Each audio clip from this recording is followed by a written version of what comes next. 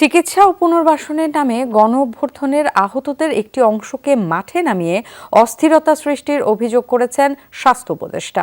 বলেন, চিকিৎসার আগে চাকরি ও পুনর্বাসন করা যাবে না। দায়িত্বপ্রাপ্ত সমন্বয়করা একই কথা বলেছেন। মন্ত্রণালয় জানিয়েছে, এখন পর্যন্ত নিহত 737 ও আহতের সংখ্যা 22,907 জন। স্বাস্থ্য সুরক্ষা অধ্যাদেশের খসড়া উপদেষ্টা পরিষদের বৈঠকে তুলতে আরও 1 সপ্তাহ লাগতে পারে বলে জানিয়েছেন স্বাস্থ্য উপদেষ্টা। গণ অভ্যুত্থানে আহত ছাত্র জনতার কেউ কেউ চিকিৎসা ও পুনর্বাসন নিয়ে ক্ষুব্ধ। রবিবার রাজু ভাস্কর্যে সমাবেশ করে সরকার ও সমন্বয়কদের কঠোর সমালোচনা করেছেন তারা। 160 জনের একটা সমন্বয়কের লিস্ট হয়েছে, সেখানে কোনো আহত আছে, কোনো চক্ষুহারা আছে, কোনো পাহারা আছে? তাহলে পাহারা এরা কি অপরাধ করছে? ইনফেকশন অবস্থা আমাকে রিলিজ দিয়ে দিচ্ছে, আমাকে বাসায় পাঠিয়ে দিচ্ছে। দুইটা গুলি আছে, একটা বার করছে, একটা রয়েছে, মানে একটা কি করবে এটা কোনো উদ্যোগ নাই। স্বাস্থ্য উপদেষ্টা বলেছেন, অভ্যুত্থানে আহতদের চিকিৎসা, পুনর্বাসন ও নিহতদের পরিবারকে সহায়তায় দায়িত্ব নিয়ে কাজ করছে সরকার। একটি পক্ষ এই কাজকে বিতর্কিত করতেই বিক্ষুব্ধদের মাঠে নামিয়েছে বলে অভিযোগ করেছেন তিনি। এ সময় এক চিকিৎসা সমন্বয়কও তাদের অবস্থান ব্যাখ্যা করেন। তারা রাজু ভাস্কর্যে যে আন্দোলন গেছে, কেন গেছে, তাহলে পার্থক্যটা আপনারা বুঝতে পারবেন। আমি সেটার জবাব এখন দিব না। এই যে 200 জন পেশেন্ট হাসপাতালে ভর্তি আছে, তারা কিন্তু এখন আমাদের ফার্স্ট প্রায়োরিটি লিস্টে, রাইট?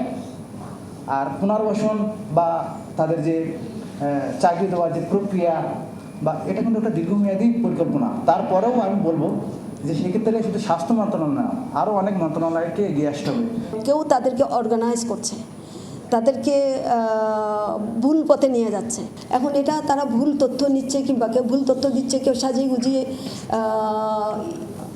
অস্থির পরিবেশ তৈরি করার জন্য এগুলো বলছে।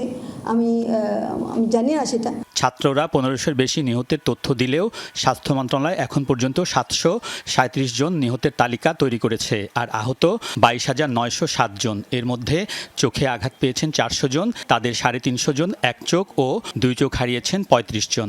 সরকারের দিক থেকে একটা আগাগোড়া একটা ঘোষণা ছিল, যারা এরকম অঙ্গ হারিয়েছে কিংবা ডিসেবল হয়ে গেছে তাদেরকে নতুন করে রিহেবিলিটেট করার দায়িত্ব সরকারের কাছে। সেই দায়িত্বটা আমরা পালন করব এবং সেটা হয়তো আমরা স্বাস্থ্যগত যে রিহেবিলিটেশন এটা আমরা করব, কিন্তু তারপরে যখন সে ভালো হয়ে যাবে তাকে পুনর্বাসন করার দায়িত্বটা সরকার নেবে।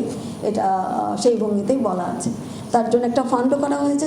রোগী, চিকিৎসক ও স্বাস্থ্যকর্মীদের স্বার্থে 1 সপ্তাহের মধ্যে স্বাস্থ্য সুরক্ষা অধ্যাদেশের খসড়া উপদেষ্টা পরিষদে তোলা হতে পারে বলে জানিয়েছেন নীতি নির্ধারকরা। রোগী, চিকিৎসক, সাধারণ মানুষ, অ্যাটেন্ডেন্ট এবং আমাদের সামগ্রিক চিকিৎসা ব্যবস্থা সবার জন্য যেন সুরক্ষা নিরাপত্তার ব্যবস্থা থাকে। আপনারা দেখেছেন যে ইদানিং বেশ কিছু ঘটনা ঘটেছে, দুঃখজনক ঘটনা ঘটেছে। এটাতে যেটা হয়, আমাদের নিজেদের মধ্যে আস্থা তৈরি হয়। উপদেষ্টা জানান, স্বাস্থ্য মন্ত্রণালয় এখনই জেনেরিক নাম অনুযায়ী ওষুধের দাম নির্ধারণের উদ্যোগ নিতে চায় না। আলমগীর স্বপন, যমুনা নিউজ, ঢাকা।